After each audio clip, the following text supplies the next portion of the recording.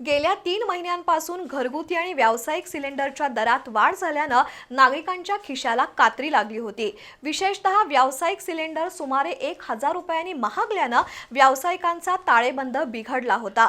मात्र जुलै महिना व्यावसायिकांसाठी दिलासा देणारा ठरलाय।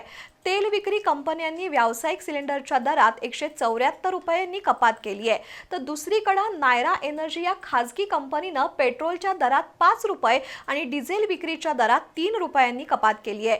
मात्र सरकारी पेट्रोल डिझेल कंपन्यांच्या दरात कोणतीही कपात झालेली नाही। आंतरराष्ट्रीय बाजारपेठेत क्रूड ऑइलचे दर घसरल्यामुळे इंधनासह गॅसच्या दरातही कपात होईल अशी अपेक्षा होती।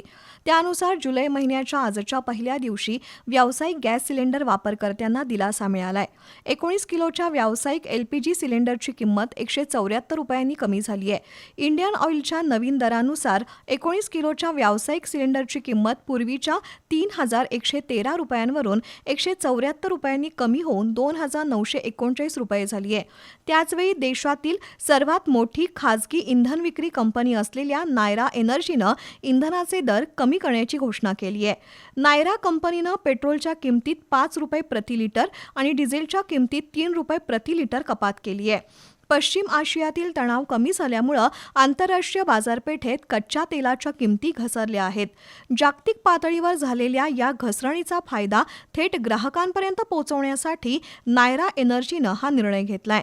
पण Indian oil corporation, Bharat petroleum आणि हिंदुस्तान पेट्रोलियम या सरकारी कंपन्यांचे इंधनाचे दर स्थिर आहेत।